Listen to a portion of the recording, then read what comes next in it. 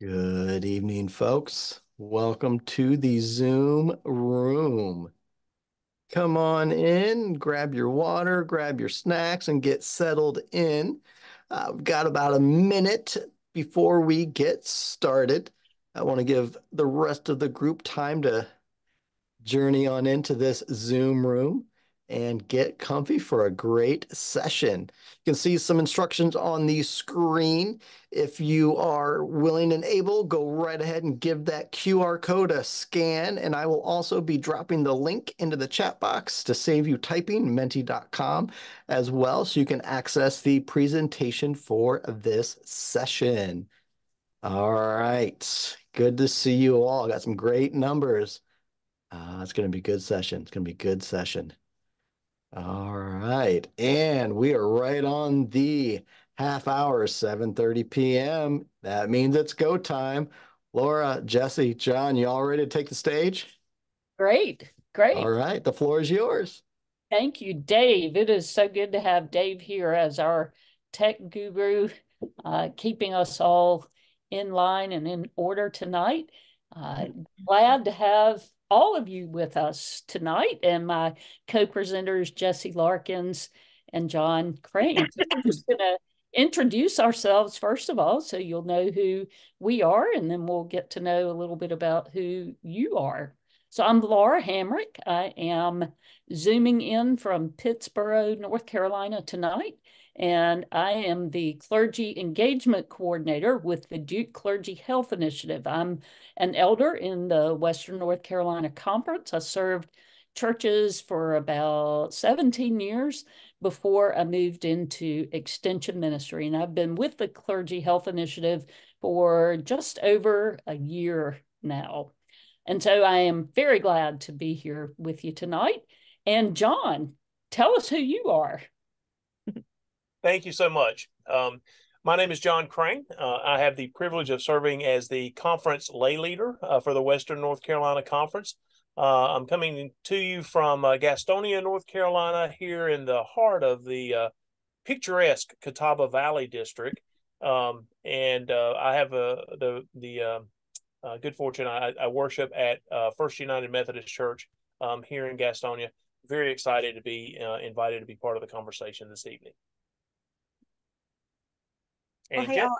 Yep, yeah. Hey, all. I'm Jesse Larkins. Glad to be with y'all here today, and I'm glad you're letting a North Carolina Conference friend join the Western Conference festivities this week. I am an elder in the North Carolina Conference. I had the opportunity to serve churches in and around the Durham area for about the first 15 years of my ministry. I also had the privilege of working on the district conference staff for 4 years before I transitioned to working with the Duke Clergy Health Initiative.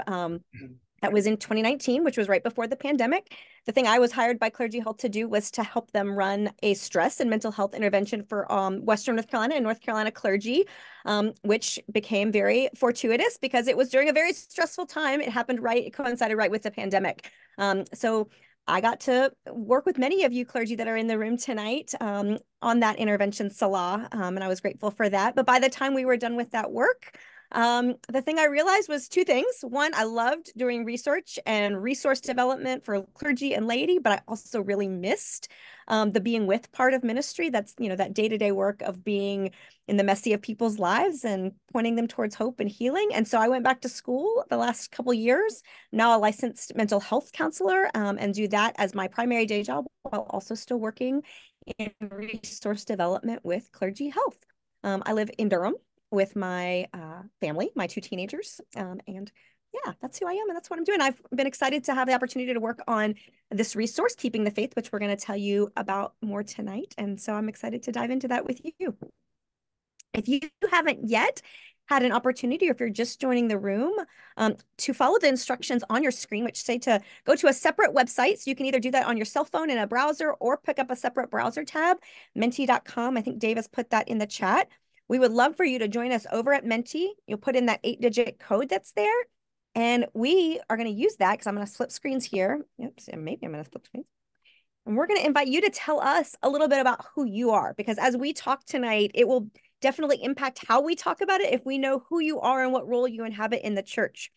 So as you are joining there, we got a pastor that's on the ball and in the room.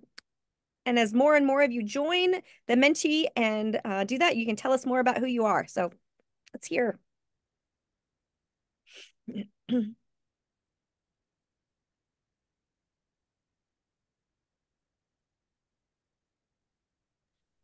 Jesse, we've got somebody saying they're not having any luck with Mentee yet, but it looks like it's working.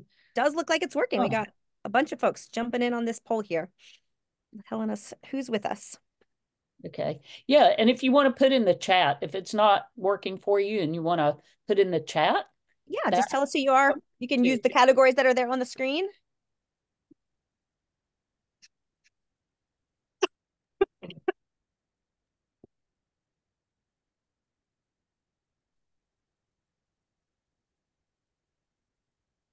Right. So we've got folks that serve in a variety of leadership roles around the church, some SPRC people, some other administrative people. Got one lay leader with us. Got a few pastors with us. Who else is here? And the web, good. Dave, if you'll keep an eye in the chat, then Dave has got the Mentee website on there and the code that you'll need. And as you join this poll and tell us who you are, I'm going to encourage you to keep it open because as you'll see over the next hour, hour and a half, we're going to use it on multiple occasions. And as we move to new screens, you'll get new questions to join in and interact with us. So we're not going to keep you bored tonight. At least we hope not. We're going to keep you engaged and telling us some things about you and how this resource can be helpful for you. So giving folks another second or two to join us in the poll, mentee.com, and then enter that 8-digit code. I'm going to leave this up on the screen while a few more folks respond to it. And I'm going to tell you a little bit more about kind of our goals for this time we have together and maybe kind of offer a roadmap for our where we're going to go and how we're going to do these goals. So one of the things that we hope more than anything is that when you all walk away from this presentation tonight, that you all know this resource here, Keeping the Faith. We'll drop a link to a digital version of it in the chat multiple times throughout this session. So you can pull it up and look at it. But this resource, Keeping the Faith, is recently developed and published by Duke Clergy Health. We want you to walk away understanding what it is and the power that it has to build up your congregation, your clergy lay relationships. And we also want you to feel equipped to take this resource and run, to use it in your congregations. We also hope that as you walk away from here tonight, that you will really have a good sense of the role of the laity in partnership with clergy, laity as folks who have this really important task of holding the spiritual welfare of our congregations in the front of their heart and mind as they do the tasks of their various assigned jobs. In that work aimed at creating healthy congregations and effective leaders. And so we're going to talk, John's going to give us some insight and some thoughts that he has about that clergy lay partnership. So that's one of another goal we have for y'all walking away here tonight. We want to show you how Keeping the Faith can help you all live into those roles that you have as lay members of congregations as well.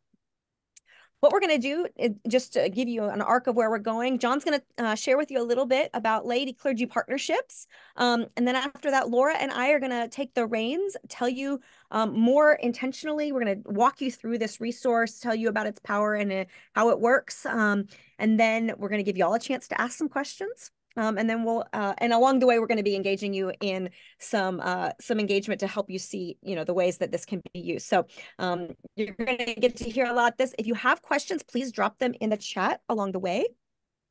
If they're relevant to what we're talking about in the moment, we might field them, but we will definitely hold all your questions and get to them at the end when we have a Q&A. So please do keep putting them in the chat as they come up for you. Yeah, and just so you know, you are all on mute until that time that we open it up for verbal questions. Good. Okay, and Dave's got that message in there too. Great. All right. Well, we've got about 17 people that look like they've jumped into this poll to tell us who they are. A couple of y'all in the chat. So we've got some pastors, we've got some lay leaders, SPRC chairs and committee members. We've got folks who serve in a variety of other roles. And we've got one awesomely faithful layperson who's not in a leadership role, but decided that they wanted to learn about this. And so we are grateful to have all of you here tonight. Thank you. Thank you. Oh, we got another lay leader showed up. Very cool. All right, John, take it away. And we'll let people keep joining as you talk. Yeah, thank you. So first, I'd like to thank Laura and Jesse for the opportunity to join in the presentation this evening. I was excited to do that because I think this tool that we're going to share with you this evening has a great potential to be a helpful resource for so many of our churches that find themselves in a new season. Maybe you've got a new church. Maybe your pastor is new to your church or relatively new. But even if you're in a situation where you have a pastor who's been with you for a while, our churches now look and feel differently than what they did before COVID and for so much of what we've experienced over the last 4 years. And so I think the overall topic is something that we know is critically important to us. This work comes from research that is being done through and resourcing through the Clergy Health Initiative at Duke University.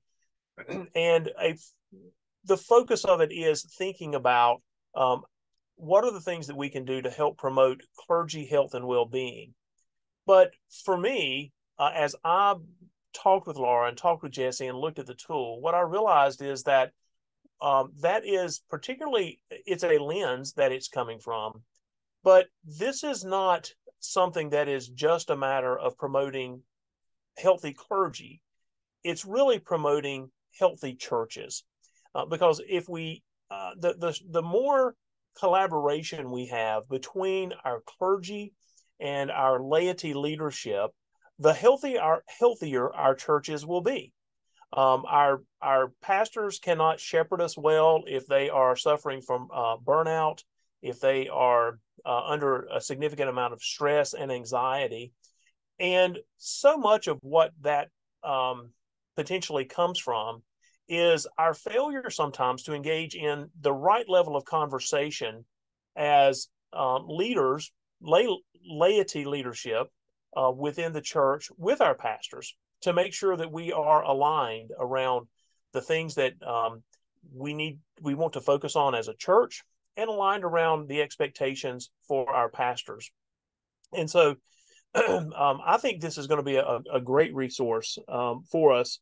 And I'm excited to see that we have, particularly this evening, some representatives, folks who are actual lay leaders in their church, and members who are part of our SPRC, either a chair or a committee member, because I think those two roles in particular are the key roles in starting the conversation in our congregations and with other laity leaders around aligned expectations with our pastors.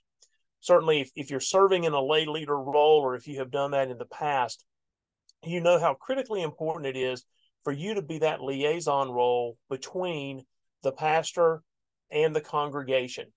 And we have encouraged for a while that lay leaders take the time at the beginning, each year, as you're working with your pastor, certainly in a situation where you have new clergy coming in, we've encouraged our lay leaders to spend some time to talk with their pastor. And while we may not have used the official word covenant, we've certainly encouraged folks to create agreements, to talk about what are those, how do you want to engage? How do you want to meet? How can I share information? What roles do you need for me to play in the life of our church? And those types of questions are exactly some of the kinds of questions that you'll see in this resource guide. The other thing that I would share as we start is when Bishop Carter joined us, he laid out 4 key priorities for the Western North Carolina Conference. And 2 of those, I think, have direct correlation to this resource and to this work. One was on the focus on clergy health and wellness, and the other was focusing on the vitality of our local congregations. And so I really see this as an opportunity for us to go deeper in resourcing that work and I'm very excited about the opportunity to see where churches will use this and to hear about the relationships and the fruitfulness that are strengthened and things that come from the use of this tool. But Jesse, thank you for giving me the opportunity to participate with you, and thank you for the opportunity to share this information with the Western North Carolina Conference. Yeah, I know we're grateful for your partnership with us in this. So thank you. And we're going to get a little bit more interactive here. I know that there's about 23 of y'all that have joined this Menti here and told us a little bit about who you are. If you haven't had a chance to do that yet, I want to encourage you to pop up another browser tab or pull up your phone and go to menti.com and put this 8-digit code in so you can participate, because we want to actually ask y'all some different questions. So I'm going to move this screen here and we're going to engage you. Yep, there it is. All right. So if you are in the Menti, you should see a new screen pop up, a new question for you. We're going to actually practice some of the skills and tasks of keeping the faith actively in this session together as a way of modeling one of the things that we hope will happen as you all in your local congregations begin to engage keeping the faith. So if you're pulling this up now, I want to encourage you, even if you're newly joining us and didn't get a chance to answer the first question, I want to hear some bragging. Come on, Western North Carolina. Tell us about what is strong in your congregation right now. What are the strengths of your congregation? And as you all put them in there, they're going to pop up on the screen. Everyone's going to get to see you brag, and we want you to brag. Go. Community involvement. Helping our community. Music ministry. Great. Then whoever's doing active conversations between the chair and the pastor, you're already practicing the work of keeping the faith. Awesome. Hospitality, church partnerships, welcoming church, enthusiasm and willingness to take on new responsibilities. That's awesome. Evangelism, children's ministry, creativity. It's great. Keep them coming. Somebody is done. They love and support each other even when we have different opinions. That's great. That's one of the things we're going to talk about as we go through keeping the faith. So you're going to hear more about that. Do more for people outside our congregation within. Lots of hands-on ministry, a youth program, active, loving, welcoming, involvement, supportive, assuming to one another. That's great. Music, choirs, working with churches in our area. That's great. Historical research. Cool. So one of the things that we like to tell folks with keeping the faith is that everything about these conversations begins with the strengths of your congregation. We do not, as we propose this resource, as we give it to you all to work from, we do not start from the assumption that there is anything broken about your congregations. And in fact, we believe that all of our congregations have strengths that when they build on them, they will thrive and they have a lot to grow from. So I'm going to ask the next question. So if you didn't get a chance to answer this one, you're going to get a chance to answer the next one. Our congregations have so many strengths, but we also are facing challenges. Tell me about some of the challenges your congregation is currently facing.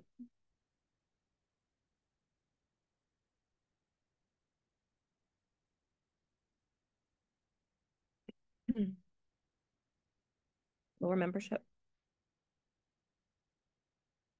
Small.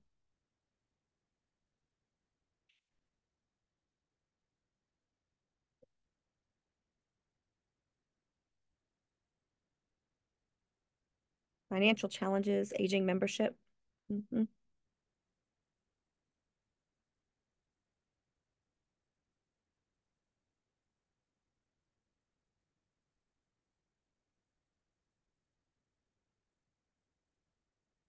Yeah, disaffiliation is real. Thank you for sharing. Power struggle, pulling against each other, not creating an atmosphere where everyone's welcomed. Yeah, leadership challenges. Low membership, financial challenges, aging. Yeah. Disaffiliation is not over. Yeah, thank you for sharing that.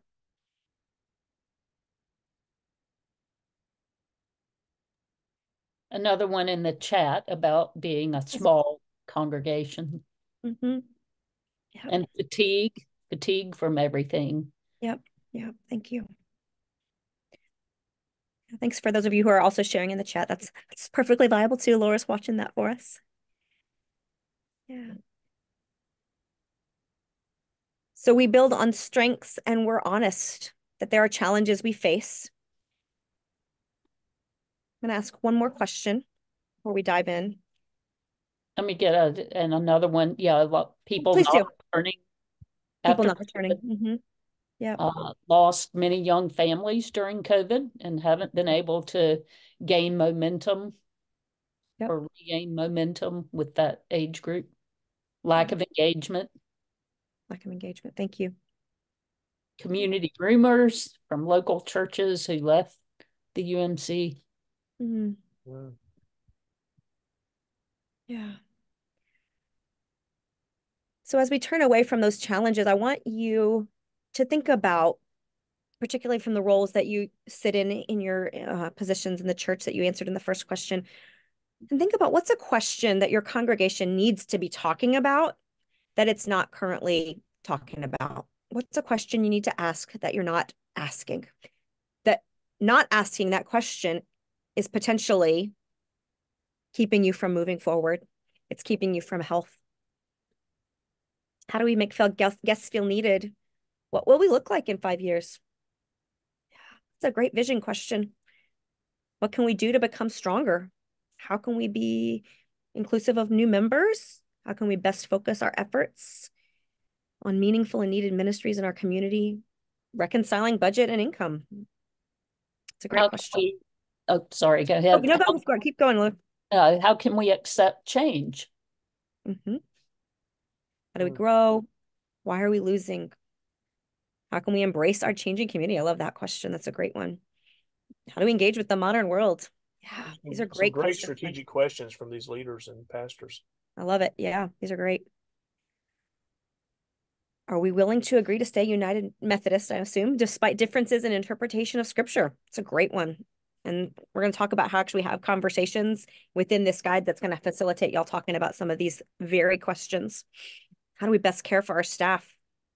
How do we bypass all the distractions? How can we forget the hurt? How do we continue to facilitate disaffiliation? Okay, yeah. Why are we not gaining and retaining new and young members? How do we grow? Are we willing to manage discomfort to grow? That's a great question. I ask that question to folks in my practice all the time. Change is hard. Yeah. How do we bring more members?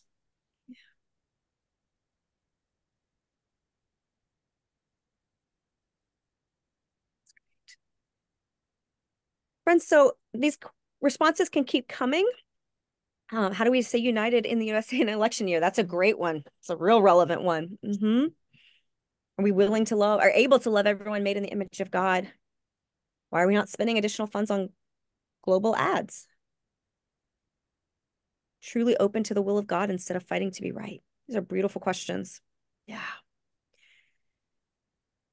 So one of the reasons why we're ending this engagement time with this question is that one of the principles that underlines this, that we're going to talk about a little bit more in a minute, is the idea that as soon as we ask the question, we've already begun the change because we've opened ourselves to possibility.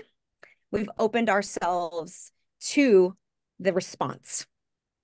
And so this is a guide that we're going to go through tonight, Keeping the Faith. And maybe, Dave, can you drop the link for it one more time in the chat? I know folks are jumping in and out here, so that would be great if you haven't yet pulled up the digital version of this resource, Keeping the Faith.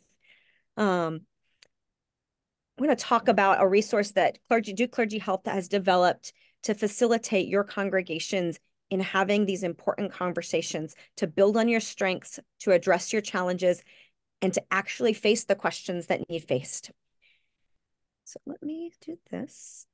We're going to dive into there we go. Okay. I'm going to talk about keeping the faith.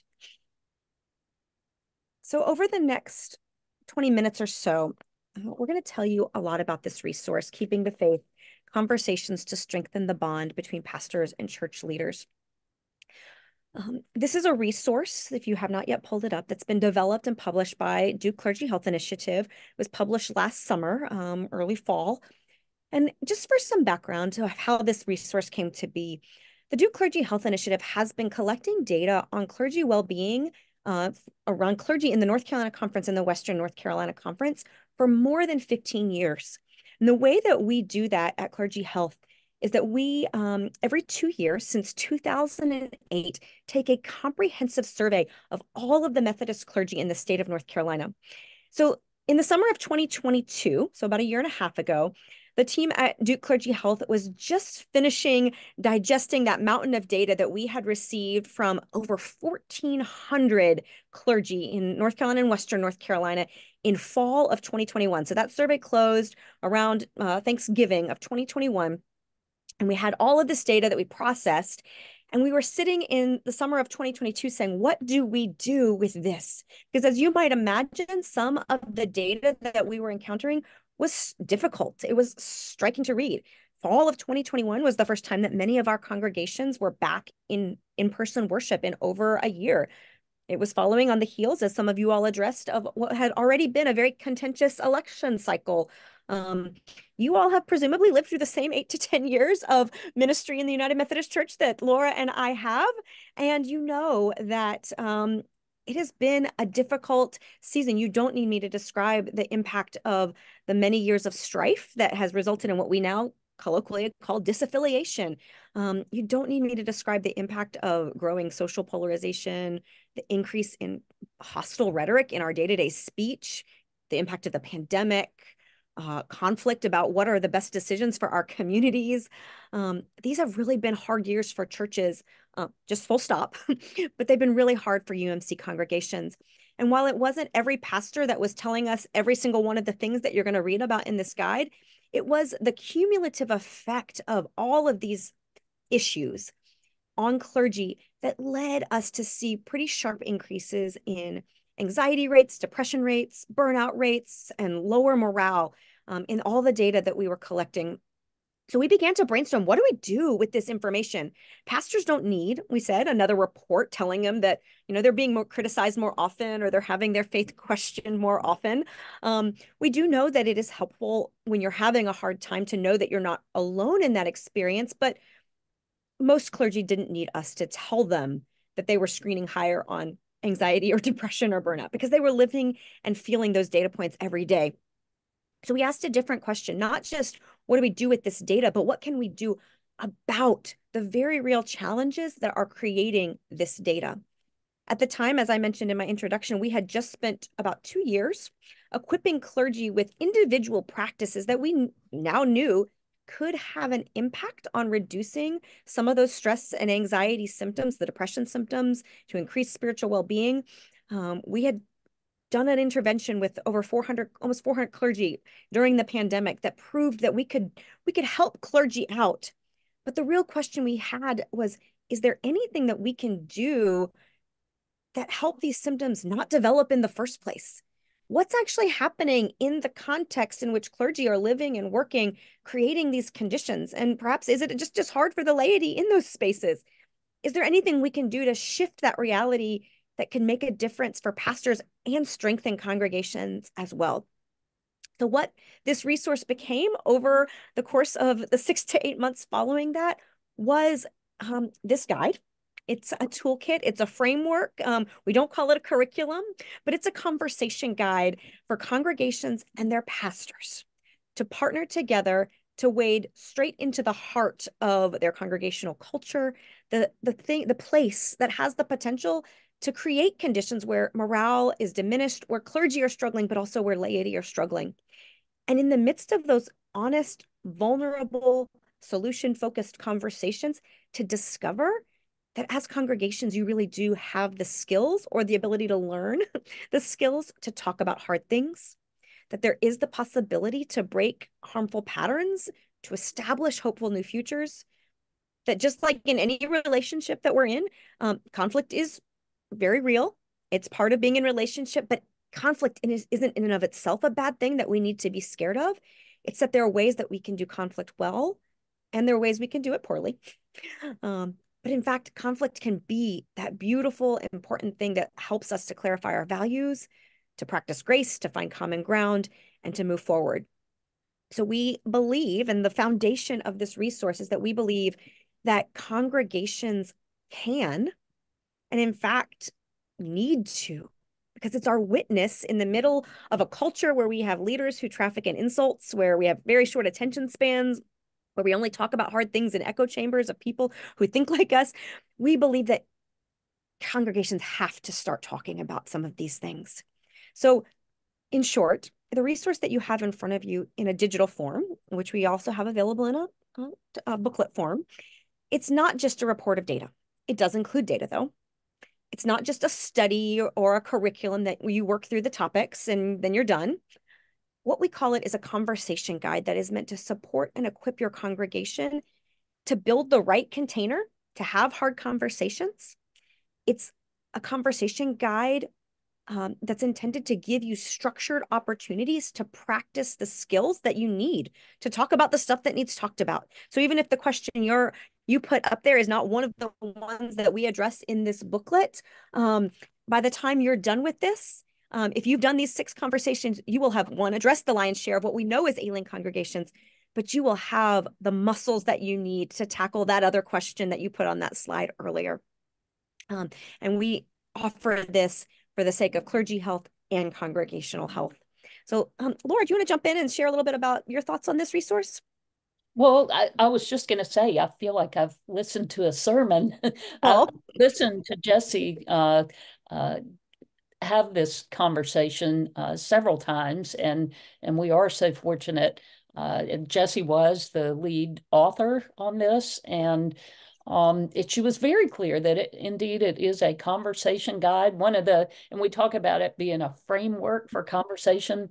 Some of you may be quilters. I am not, but I have a colleague who is, and she's talked about the role of a quilting frame.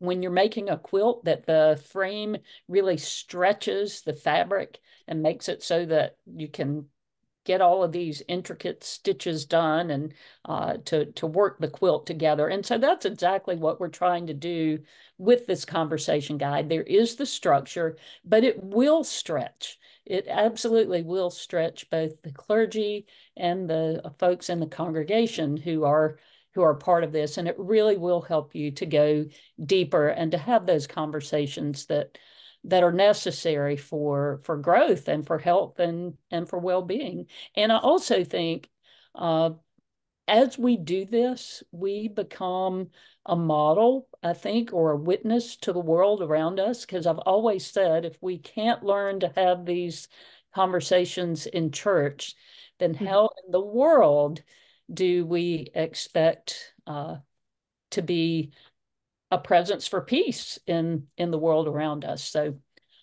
that's my little take on it. Yeah, that's lovely. Thank you. Well, you saw me trying to shift this screen.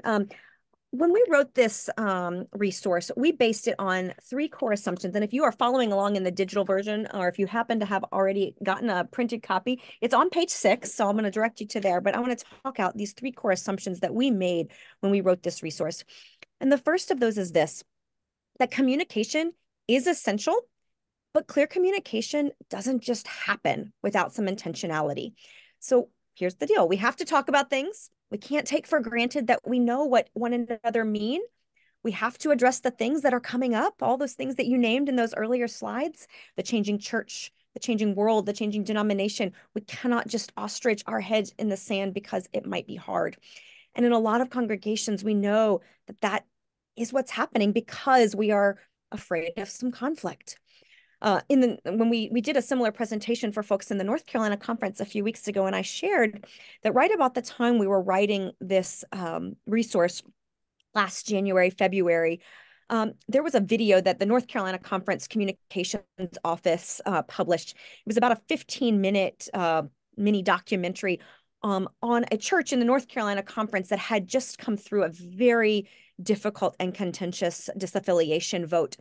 And they interviewed many congregation members, lay leaders, and the clergy staff of that church as part of that video. And one of the things that struck me, it was right in the middle of the 15-minute video, and it was multiple lay folks that said it in a row, a very similar thing. And the thing they said about what had happened in their congregation was that they hadn't talked about it.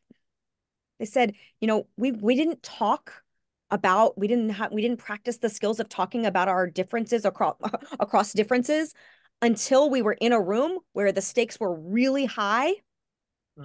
And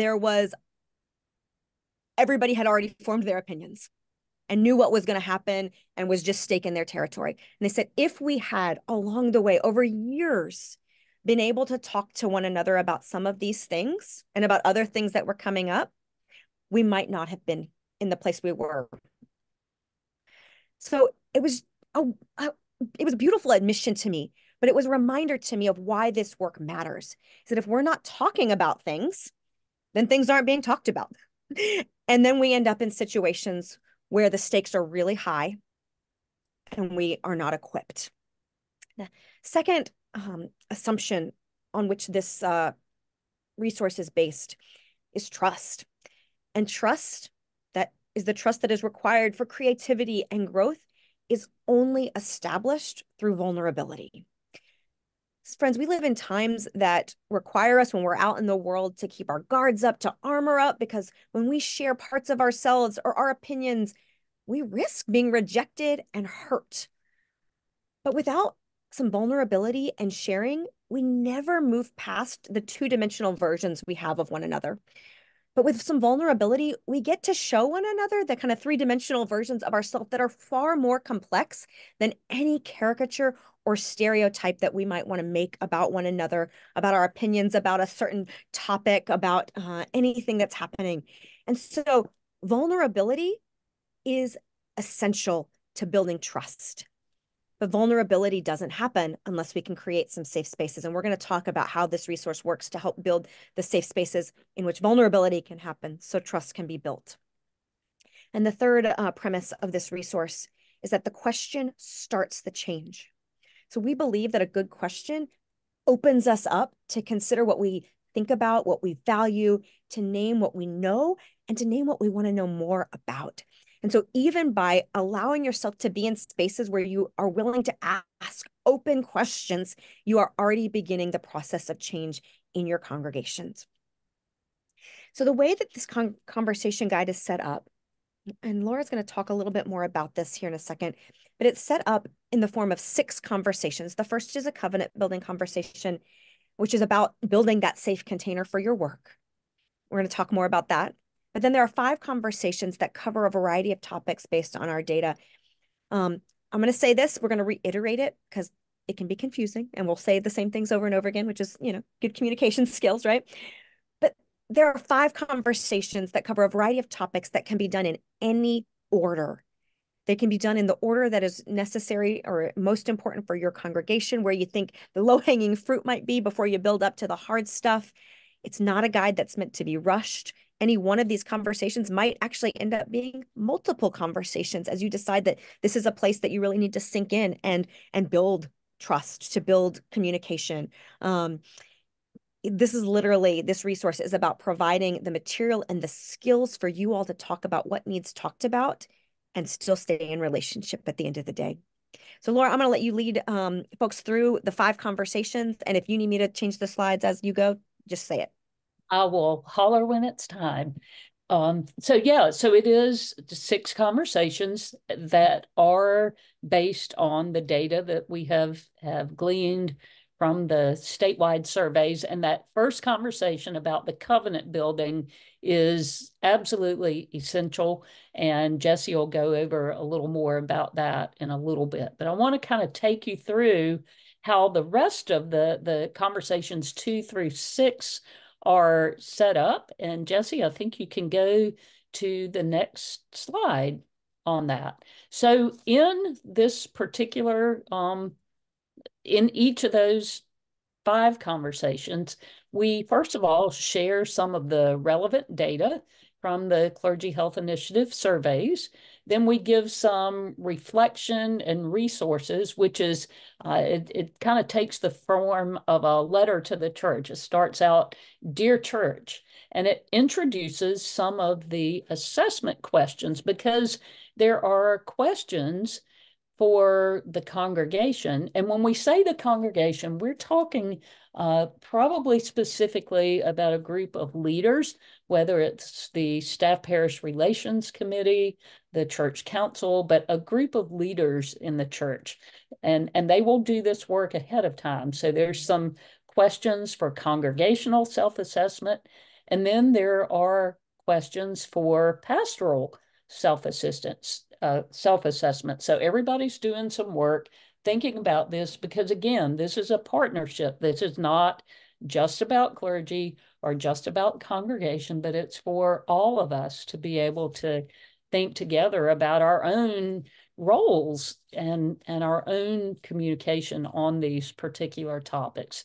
And then there is a section we call Engage, which is the call to action.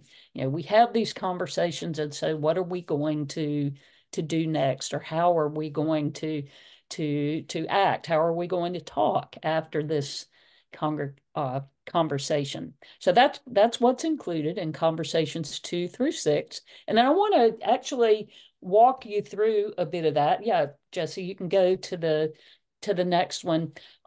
The conversation number 2, which is, again, you can do them in any order, as long as you have to start with conversation 1 to build the covenant. And then you can go in any order. But I want to just kind of show you how it works. So conversation number 2 is entitled The Importance of Human Connection for Pastoral Well-Being. And what you'll see and that's on page 12, if you happen to be looking at the actual booklet. And there's an introduction that says, we all need to feel loved and cared for, especially by the people that we are around a lot. And that for pastors, feeling loved and cared for is really important, because pastors are often caring for families in the congregation. And it's important for the pastor to be seen as a whole person and not just as a pastor.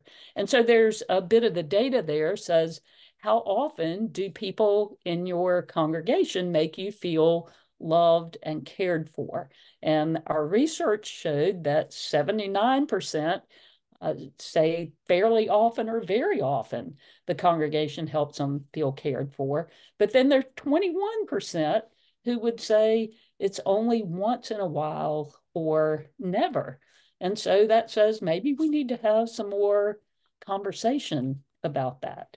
So Jesse, if you'll flip to the next slide. So the lead in to the reflection questions, or the self-assessment questions, you can see this, that it just names that pastors are in a unique position in their congregations and in their communities, and that we're going to use these tools to help pastors know how they're loved and cared for. So next slide. I'm not going to go through all of these questions, but you can see that there are 6 questions that the participants in this conversation are invited to consider before they come to the group discussion. Things like, how does our congregation, the community our pastor is committed to live among, extend intentional care and support? To really think about how you publicly support your pastor and communicate pastoral boundaries to the congregation, that sort of thing. So again, and this gives you a chance to really think about it, because unless we're intentional, a lot of this stuff you just don't think about it. So these questions will allow you to do that. And then Jesse, flip to the next slide, because this, again, is not one-sided. It's not just the congregation, it is the pastor. So for the pastor to consider himself or herself to think about maintaining healthy boundaries and what they may need to do themselves, and to also for the pastor to think about what expectations they have, and maybe they haven't communicated those expectations. So they think about that, and then that allows them to have some conversation when they come together for the group meeting, including thinking about how they're going to share some of those responses. Next page, Jesse. And then you get to the engage part. And there's a whole list of questions there that may help the leaders in the congregation to begin that conversation with the pastor, to ask them some things like, what are you reading? What vacation plans do you have? How's your family? Those little things, you just have no idea how much difference that can make, just to have somebody ask you sincerely about that. And how can I pray for you? Next page or next slide. Again, it goes through some other tips about how congregational leaders can help to have conversation with pastors to help them see that they are a whole person and not just a pastor. And then some things in there about what not to do. But that's sort of the arc of how each of these, the 5 conversations after the covenant, would go, so that you get your data, you get reflection, you get conversation, you get action. So it's all of that. And I want to go through just briefly the other conversations, not in detail, but just so that you can see the titles of them and what they are about. The third conversation is the impact of congregational culture and morale on pastoral well-being. And there's a whole lot of evidence out there these days that says that our personal well-being is linked to the well-being of those around us. And so this conversation invites the congregational leaders to think about the mission and morale of their congregation, and how that might potentially impact the pastor. So that's a really interesting and a really important conversation right now. Again, I think, as you're thinking about living into this new season of ministry. Next slide, Jesse. And Jesse, if there's something I miss on these, because Jesse could probably, you could probably spout this stuff out without even looking at it. She's eaten, slept, and breathed it for quite a long time. And the conversation, this next conversation, is the impact of perceived differences in worldview on pastoral well-being. So what we know, of course, is that congregations and communities have unique theological and political views, and clergy do as well. And so in this conversation, we share some data to illustrate pastors' perceptions of how those differences in worldview can pose challenges for ministry in this increasingly polarized time. And let me just stop just for a second and say that this is a particularly, all of these conversations are important. I'm finding that I'm saying that about every single one of them. But I'm going to tell you that we actually had a question come up in one of our previous sessions that said, has it been suggested to pastors, I'm reading it off another screen, has it been suggested to pastors that they try to stay neutral about their worldview, especially in churches where the general worldview may be pretty far different from that of the pastor?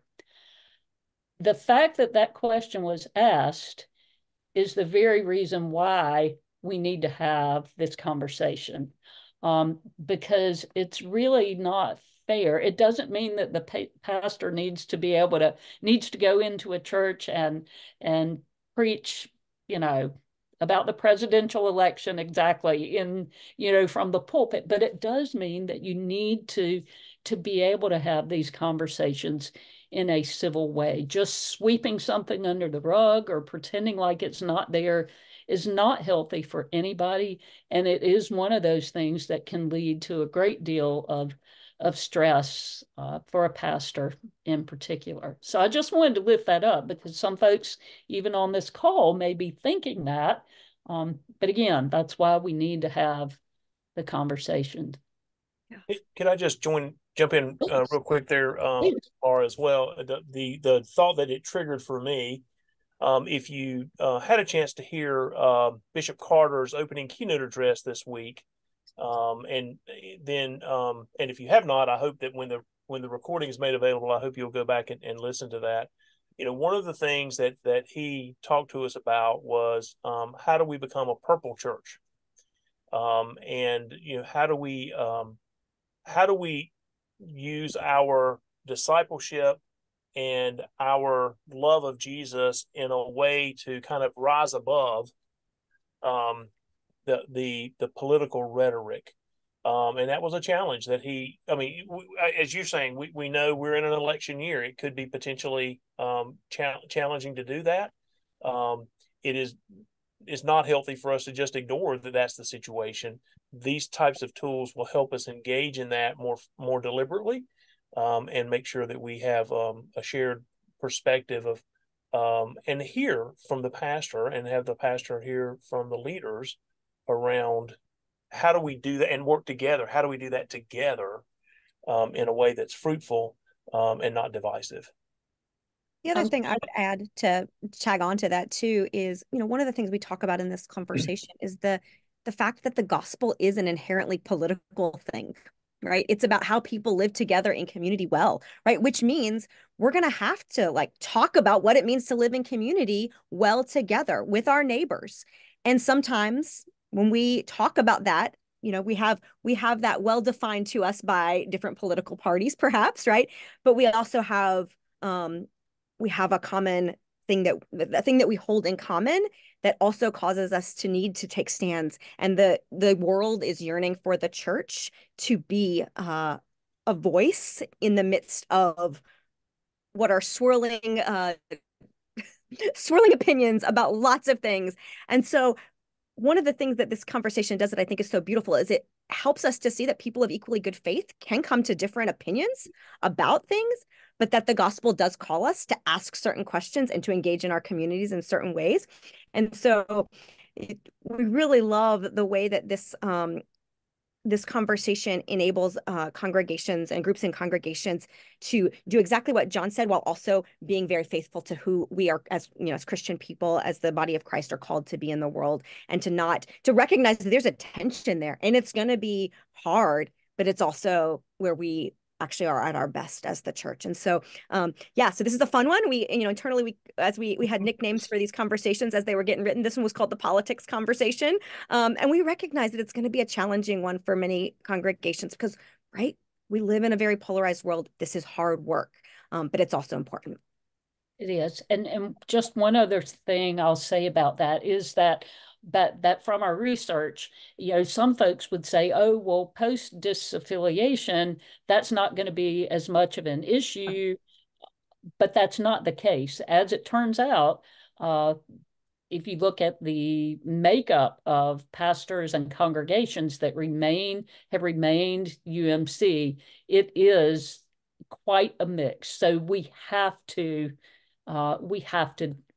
do this. We really do. So thank you. And so the next other conversation 5, the influence of a sense of agency for pastoral well-being. So the field of psychology, it says in here, has shown us that the inability to exert influence over things that can adversely affect our lives can profoundly affect our mental health. So, and the reverse is true, that when people do have a sense of agency, that it helps to promote well-being and health and motivation and hope and social harmony and all of those good things. So this conversation will help you have a conversation about that kind of thing with your pastor, how the pastor is involved in conversations that affect the pastor's life. And then conversation number 6 is the importance of a healthy spiritual life for pastoral well-being. And it seems like that would go without saying, and you would think, oh my goodness, of course, the pastor is our spiritual leader, so of course he or she is going to have a healthy spiritual life.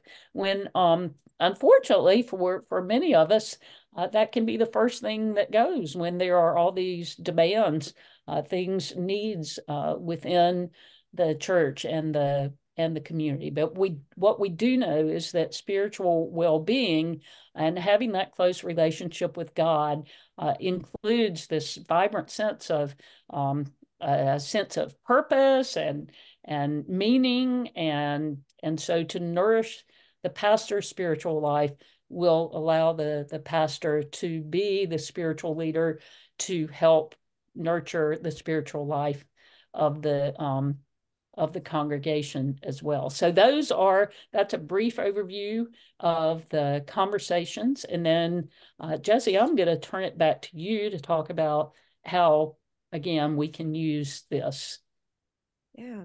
And Jesse, I'm sorry, just before you jump into the covenants, could I just, there's a couple of things as I was looking at the materials and hearing Laura talk that I thought maybe I would just try to make a couple of connections for those in the Western North Carolina Conference. If you have, I know we have some individuals that are on staff parish here and lay leaders. And so you may be thinking, well, we have some of these same kind of conversations as part of the pastor evaluation process. Over the last several years, we're using a different process for that now. There's an opportunity to talk more, I hope deliberately, with between the SPRC and the pastor around opportunities for growth, things that are going well, things we want to continue. And I do think there is some correlation there, but that's a conversation that's more around individually for the pastor. And where there are things that we hope that the pastor gets affirmed in doing well or areas of growth. This tool is more of a congregational tool to talk about how are we together in ministry with the pastor. And so some of the things, obviously, that you're doing, many of the things that you'll do as the SPRC, because of the confidentiality of it, it's difficult for that to move into a broader context with either other leaders or to do that with the broader congregation. Some of these things that you're going to have as conversations through this process are things that you directly will need to be intentional. If you're in the SPRC role or you're a lay leader role, when you're making these kinds of decisions together as leaders, you will have a responsibility to work with the pastor to communicate that in a way that the congregation understands. And some of those things, people react differently because everyone has a different expectation of what the role of a pastor should look like. And so it's important that we affirm that, as leaders, we've had the conversations. We're in alignment of what the pastor's role should be and how we're going to support the pastor and what our expectations are for the pastor, even for simple things like, well, we say simple, but it can be, so many of our pastors, I think, feeling like they're always on call. They're, whether it's really truly urgent or not, that they can't have that time for Sabbath, or they can't have off hours. And we need to have that conversation and talk about what that looks like. And then as laity, we need to be able to help our congregations understand why having an opportunity to disengage is important, and how other members of the congregation, including, and maybe primarily laity, are available to help support you, that it's not all just the role of your pastor there. And so what I wanted to encourage my laity friends is to recognize this is a partnership, right? And the use of this is a partnership. This shouldn't be something else that if there's clergy on the line with us, if your SPRC person, your lay leader isn't here and you feel comfortable taking it to them and talking about it, please do that. But I really see this as being an opportunity for invitation and engagement with the pastor, that the laity can lead, so that this doesn't just become another thing that we're putting on the pastor to facilitate, that adds to the stress of what we're already feeling. And as we make these conversations and we have them, then part of the rest of the conversation is, okay, we've had this conversation as a leader. What does it mean in terms of how we're actually going to communicate some of it to others in our church as well? Yeah. So, okay, cool. Thank you. No, thank you. That's really helpful. I'm going to jump into covenants but John addressed some things that I know we're going to pick up on in a little bit more detail in a minute. So we're going to keep hitting some of these really important things. But the very first conversation, as you heard Laura say, is this covenant making conversation. I'll say it, this entire process begins with your committee, your group that does this, sitting down together and writing a conversational covenant. So I would say don't pass go, don't collect $200 until you have done that. And truthfully, if it's the only conversation that you do, you will be served. Because what covenants do is create that safe container that we need to have the hard conversations. Making covenants is rooted in our heritage as people of faith. All throughout scripture, we have examples of God entering into covenants with God's people. And the purpose of that covenant in all of those instances was to establish the basis of a relationship, both its obligations and its promises.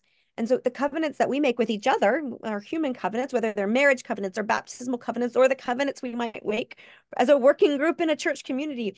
What they're doing is that exact same thing. They're defining the obligations and the promises that we're making to one another as a way to avoid miscommunication, as a way to establish healthy relationships, to create safety and accountability, to establish norms that are based on our core values of who we want to be. And when we have a covenant relationship with one another, they create that safe space that people then can risk and be vulnerable enough to share an opinion or a fear or an experience they have, because they know they're sharing it in a space where the other people around the table with them have agreed to some of the same things, confidentiality that's been clearly defined, agreement that we're going to ask curious questions instead of lobbing criticism when we don't understand, or agreeing to take a break when things get heated. Those are the ways that we create the safety needed to talk about difficult things. And the covenant that we make in this, as part of this, it forms the foundation to how we relate to one another as we not just do the keeping the faith conversations, but as we do all of our work as an SPRC, as an administrative council, whatever group it is that is having this. Now, John hinted at this, and I want to say it. We wrote this, and as you read through the resource, you will see that it's listed. It is written as if it's an SPRC that is doing that. And we did that because we just had to pick a group. We had to make it, have some language that we could use that was common language to Methodist congregations. But also because we believe that SPRCs were the place where that relationship between the congregation and the clergy was being, by mandate, being stewarded. And so the SPRC is, we thought, the most logical place for these conversations to happen. We know, and I, have worked with several congregations who have one board model, simplified, accountable structures, right? Which means that your SPRC and your whole council are all in one and the same, right? This is a group that can do that, right? It's a group in leadership that's covenanted to steward that relationship between the clergy and the pastor. It also means that if there's another group, a representative group of leadership that wants to come alongside your pastor to create the right group to do this, that's possible too. So just know that, again, flexibility has been built into this. The covenant is the part that creates the safe space for whatever group it is that comes together. If you are following along in the book, pages 10 and 11 have two sample covenants. I will tell you a little bit about where these samples came from. The one on the left side of your screen, number one, is actually one that I wrote with the congregation that I served at one point in time, that was in a pretty significant amount of conflict when I came in the door. And we wrote this after a few failed missteps of meetings to help us in our work together. The other covenant that's here is one that came from the Conflict Transformation Ministries that is out of the North Carolina Conference office. And their website is listed there because there are several other sample covenants that they have on their website. And we invite you, even as I go through how your congregation can make a covenant, I invite you to plagiarize liberally from these, right? You don't need to reinvent the wheels. These are here. They have been tested and tried in congregations. And if you flip back, I know that I said page 10, 11, but page 9, there's a worksheet for how your group can make a covenant together. And what it does is it leads your group through asking a series of questions about what are the core values that we share together and what's defining our role as this group. What are the ways we're going to begin and end our meetings? How are we going to talk to one another? What does confidentiality mean in the context of this group? How are we going to make sure that important things do get shared out? What stays in and what gets shared out? How are we going to speak to one another? How are we going to make sure that everybody has an opportunity to participate? What are we going to do if conflict comes up? What do we do if somebody's absent? You'll see that, both of these covenants that are here as samples address those topics in different ways. The worksheet on page 9, as you answer those questions, you'll see, the one that I did with that church was used all the words because that's, the way I work. It's more of a narrative form. The other one is a little bit more bulleted. There's no wrong way to do this. The most important thing is that you all address together what seems most important to you. And I'll highlight a difference between the two that will share how these covenants will come out differently. So you'll see on covenant number 1, when we talk about confidentiality, we specifically named in there that confidentiality included our excluded immediate family members, because in the church that I was serving at the time, one of the things that was coming up was that SPRC members thought that confidentiality meant the people around the table plus pillow talk. And so, things were getting out to people in immediate families that hadn't covenanted together. So we had to name that actually it means us, the people around this table. That was a challenge that congregation was facing in that moment. We addressed it as part of our covenant. You'll see in sample covenant number 2, and I actually asked the person who wrote this, who's our conflict transformation minister in the North Carolina Conference. You'll see there, number 6 of that bullet point list is, we will not make any electronic recordings of the conversation. Friends, I have never served in a congregation or as a member of a committee where that was the issue we were facing. But if it is a challenge that you are facing that is creating lack of safety, unsafety in the space, name it, right? Whatever it is that's creating the barriers to you all creating safe space and healthy relationships together, go ahead and name it, list it out. Your covenants will be as unique as your congregations, even as they perhaps hold some similarities to these very common valued covenants that are listed here. So yes, you'll see here, page 9, it has that worksheet for building a covenant together. What you will do is you'll go through this as conversation number 1. You will answer some of these questions. Then what you'll do is you'll have somebody take the answers to this and turn it into whether bullet points or narrative text, and bring it back to your group for your second conversation. You'll have everyone sign or commit to it. But here's the kicker, and I know this probably sounds tedious and elementary, but it's one of the most important parts. It's listed at the top of every conversation header that Laura showed you, is that you will read that covenant that you make at the start of every meeting. Habit formation requires repetition. We remind ourselves who we are and what we have agreed to together. Setting culture, building new culture and ways of being together requires repetition. So you're going to make this covenant and then you're going to bring it back out at every single conversation as you go forward. Jesse, just one thing that I'll put out there, and again, this may be one of those things that goes without saying, but I think it's important for us to also recognize this is a great time of year, right? So we're just new committees are coming together, and you have new members coming on them. It's important as you move forward that you continue to take a look at the covenant, and also make sure that if there are new people who come onto your team because they're filling a role, if there's a vacancy, make sure you orientate them to the covenant as well, and make sure that, your aspect of making sure that it's in front of everybody it will help with that. But they're also, covenants can also evolve, right? As the situations and the dynamics change, there may be new things come up. And so, I would just remind us to be sure that we don't, take the covenant, create the covenant, and then put that covenant on the shelf, and not make sure that everyone has an opportunity to engage in it appropriately as they come onto your team. Yep, absolutely. And that's one of the great reasons to read it together every time. With the one that I showed you as a sample, it was about 7 paragraphs and there were about 7 of us. So we each read a paragraph out loud and passed the single piece of paper that we had all signed. But if there was a new person in the meeting, they got to be part of that reading. So they knew what we were agreeing to as part of that conversation. It's a great highlighting. Thank you. So I want to talk a little bit about how you actually use this resource. John hinted a few minutes ago that this is not meant to be led by the pastor. And if you read number 2 there on this leaders, which is page 7 in your book, it says, whoever's facilitating these conversations is not to be the pastor. And actually, we want the pastor obviously to be part of the conversations, but we don't want the pastor to lead it.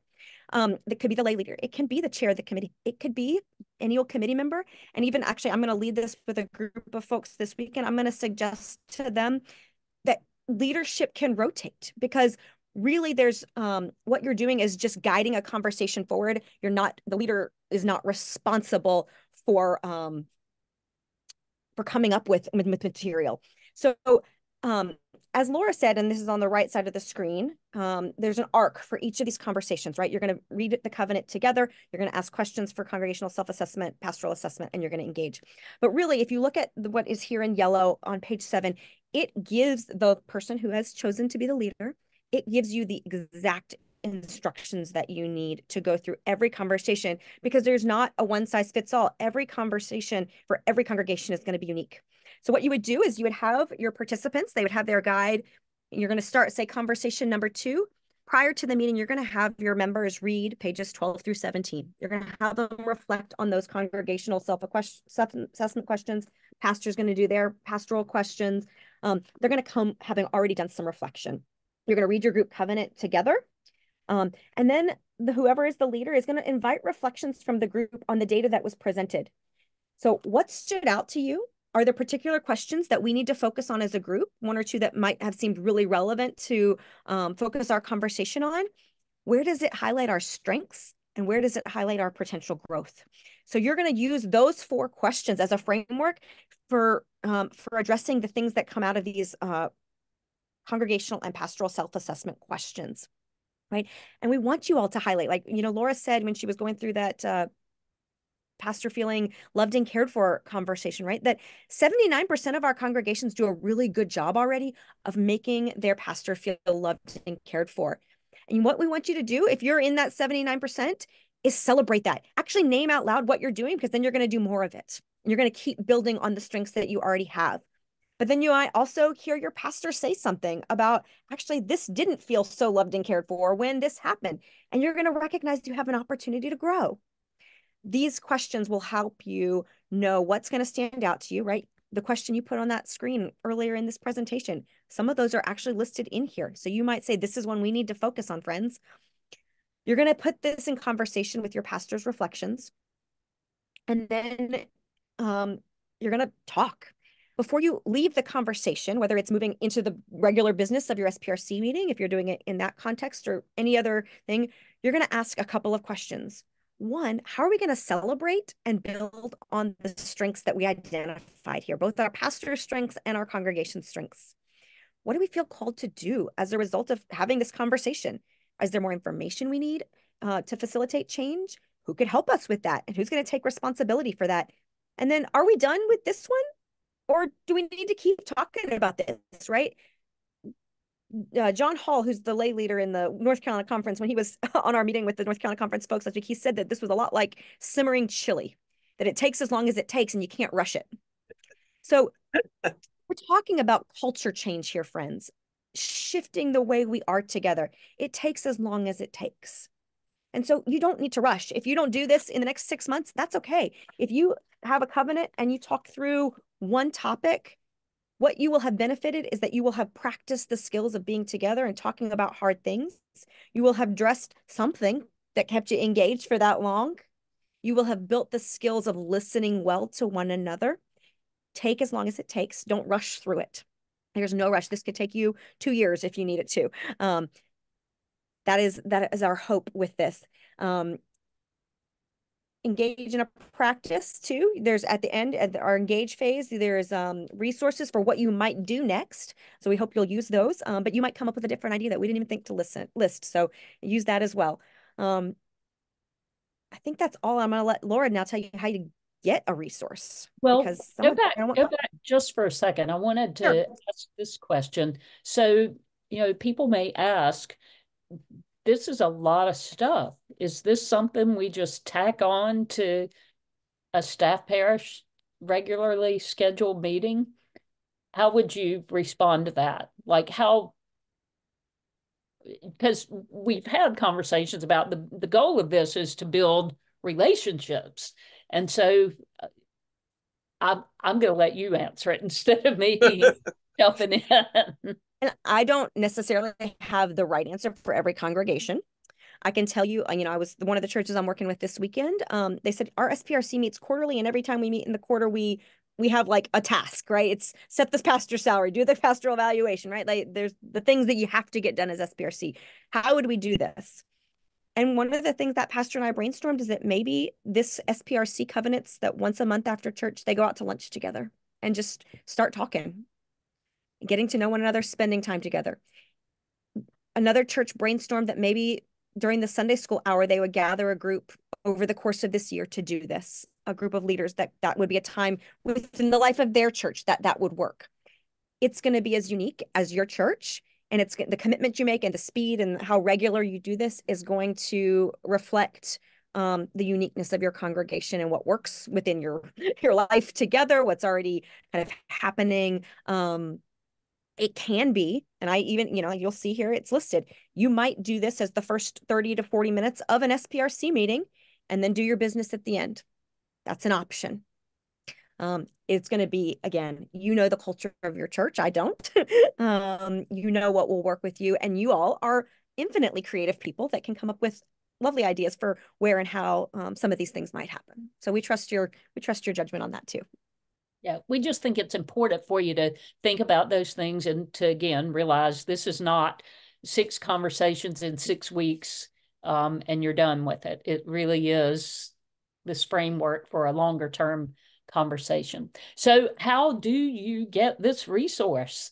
And that's the next slide. The easiest, fastest, most efficient way for you to get the resource is to download it from our website, which you can see the website on the bottom, and there's also the QR code that you can scan, and it'll take you right to that page on the website. You can download it, and if you want to print it out, you can do that. Or if you feel that you need or would prefer to have printed copies, if you will send an email to the email address that is listed there, we can see about mailing those to you. Courtesy of the funding of the Duke Endowment, which is another one of those. The Clergy Health Initiative is funded by the Duke Endowment, and those of us in North Carolina probably don't fully appreciate all that they do for us. So that is how you get the resource.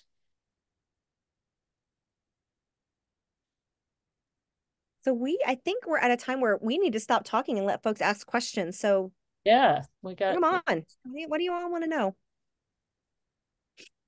And I can even stop this sharing right now.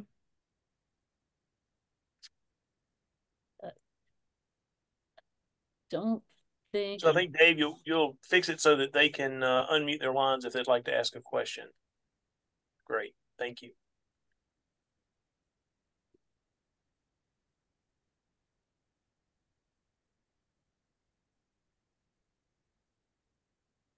Yeah, or you can the chat. Yep. Yeah, in the chat. And you can certainly email us afterwards if you come up with questions that you didn't want to ask on here. Yeah.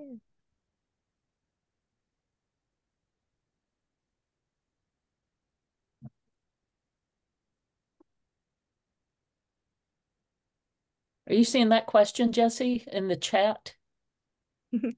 Right, Robin. barriers should we be mindful of? Yeah, what potentially? barriers should we be mindful of potentially happening as we strive to apply this? Well, what have we experienced before? I'm going to tell you, this is a new resource. So in terms of this specific resource, y'all are going to be part of our experiences in helping us learn. And you will see actually, as you go through the book, it's a QR code, but there's also a link. We would love your feedback. So if there's questions that are landing or not landing, if there's things that are working or not working that you're finding, we'd love to hear back. Because, and one of the reasons we're keeping it as a digital resource for the most part is that in the fullness of time, we can update it. We can even add, once we have analyzed the 2023 survey data, maybe even add new data to it. So in that sense, we do want to hear from you. So I can't answer necessarily the what have we experienced before with this resource specifically, but barriers mindful of potentially happening as we strive to apply this. I would say rushing could be a barrier, not taking the time to really listen well to one another. And I would say,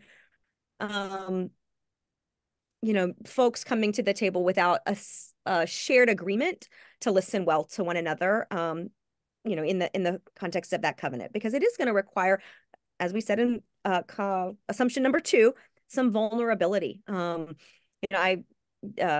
was sharing an example earlier about churches needing to define well what actually constitutes an emergency that would be worthy of pulling the pastor off their Sabbath, right? And it's funny because I shared with a different group an example, and I'm only telling on myself here, right? But there is a bit of this conversation that is both the church kind of articulating and coming to an understanding, I'm going to use this example, right? That maybe calling the pastor on Saturday night at 8 o'clock to tell them that the florist isn't going to be able to deliver the flowers on Sunday morning is not an emergency. But there's also the pastor that gets to reflect, likewise, of what was going on for them that they felt like they perhaps had to respond and interrupt, say, date night with their husband to go and deal with the flower crisis on Saturday night, right? Because there's 2 problems there, right? There's the pastor that felt like she couldn't possibly disappoint anybody in the church. And there's the church that thought that flowers were the emergency, right? And we both sides have some part in that's creating a culture of burnout where people are pulling their hair out and pastors want to quit because they can't even get a night out, right? But we both have a part to play in that, but that requires vulnerability. It requires a pastor saying, like, I'm afraid of letting you down if I don't respond to you. And churches being able to hear the pastor live into that fear and figuring out what they might be doing to create that culture of fear. But it's also churches recognizing maybe we have some unhealthy patterns that say that the pastor is the only person who can deal with the flower crisis at 8 o'clock on Saturday. Maybe not, right? And it's both sides kind of wrestling with that, right? That's within the context of that the burnout conversation, whichever number it is. I can't even remember now, right? So that's very intentional things like that where we have to be willing to actually talk about what's really happening. And if we're not, and we're just making assumptions about one another or allowing one another to stay 2-dimensional, that we're never going to get to the heart of what really needs to be talked about. Yeah, I would say. I don't know if that answered your question, but yeah. Well, I just on kind of along the same line, I would say a potential barrier is feeling like a committee saying, "Oh, well, our pastor has been here for a number of years, or we have an ongoing relationship. We don't need to do this," because they're kind of making an assumption that everything is okay. And so there may be some legitimacy there, and maybe some areas they are in really good alignment. If you are, then, your chili is going to get done a little quicker. But you might be that when you're, as you're going through the process, some of these questions are something where just creating the opportunity to ask the question, as you say in the core principles, just asking the question brings the change. That in and of itself can be helpful to opening up the door to the dialogue just to see if there's a way to do it better. And then the other thing I would say is for some of our churches and some of our members, these types of conversations is using a new muscle, so to speak. This is a new skill, right? So it doesn't have to be perfect, right? Kind of like you said, like, there's when you create your covenant, some folks are going to do it in a narrative form. Some are going to have a bulleted list. Some folks are going to say, well, we're all going to remain seated. And, and I saw that and I thought, what happened to that church that they decided that the covenant needed to include, we're going to keep it, stay in our seats. So, that's the nature of it. So I think there might be a sense of folks being a little hesitant to engage in that kind of conversation, just maybe if they haven't done it before. But the great news is, I think the resource guide is really straightforward, and it's very well laid out. And it's one of those kind of things, as you were saying, you don't have to have special skills to facilitate this. It is very instructional in the way that you've developed it. So I think folks will find it easy to use. And Jesse, if you want to pull the last slide up with the QR code again, so folks could have that. That's great. Can y'all see that? Okay. Yeah, there you go. I see the one question in there about including spouses or not.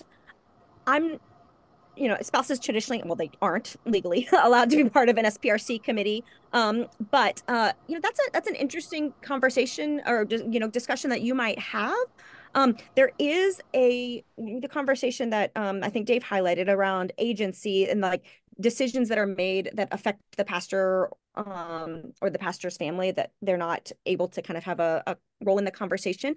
I'm not going to say don't include the pastor's spouse in a conversation. I don't know the role that your pastor's spouse plays within the life of your church, or how they may be impacted by this. But I do know that, like any of these conversations, as you looked through the overarching kind of how to flow the conversation guide, there is an opportunity for the group that's doing the conversation to ask, like, what information do we need more? Like, where do we need more information about? Who might we need to still talk to?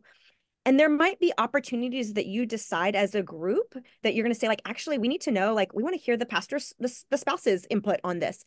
And somebody from the group gets delegated to go take the pastor's spouse out to coffee and find out what X, Y, or Z is like for them, and to bring that information back into the safety of the group to talk about that, and to say, like, oh, we didn't know we were doing X, Y, and Z that was having that impact. And, now that we know, we want to be different. And so that, I think, is a practical choice. Obviously, they're not part of the SPRC like leadership wise in terms of elected office. But if you are, forming these conversations and you think that would be important, I'll let y'all covenant that in and make that be an executive choice in your local community. There was a question in there because we've mentioned that working with churches now, Bishop Carter would love to see something happen, a cohort sort of model like they're doing with the First Church Initiative, where a group of churches might come together, bring their SPRCs together to do this. If that sort of thing would be interesting to you, we would love to hear from you. Jesse's got a group of churches coming together in the North Carolina conference on Sunday. And I don't know if you want to say more about that, Jesse, but they're all, again, as a new resource, we're just testing out various ways of and hearing from folks about what would be most useful. Yeah. What we're going to do in the North Carolina conference this weekend is we're actually bringing together about 6 or 7 churches on Sunday afternoon. We're going to have lunch together, do some of that, just community building activity. But what our hope is for that afternoon is to lead congregations with my facilitation through building their covenant, that conversation number 1. And then I will be the facilitated leader for one of the conversations, the talking conversations, the non-covenant conversations, to model for leaders how to do that, what that looks like, what that feels like, so that then following that conversation, those members of those either SPRC groups coming together, they will feel equipped to then take the guide and run with it. When I mentioned that, one of the communities said that they only meet quarterly as an SPRC and have very specific business, they're the group that brainstormed maybe we could meet once a month for lunch after church and do this conversation. Different groups are going to answer that in different ways. So what we're doing in the North Carolina conference is to launch a group of churches doing these conversations. They're all going to move out of Sunday at their own pace and in their own order, but with that foundation that we're going to provide for them of getting their covenant done and leading through one conversation. So we'd love to do the same thing in the Western Conference. So if you are representing a church that might want to be part of a cohort doing that, please do reach out to Laura or at this email address that's here. Is that the best way, Laura? Great.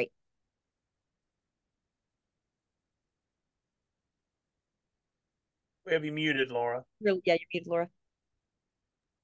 We have about 90 seconds left, it looks like, or 60 seconds. Yeah.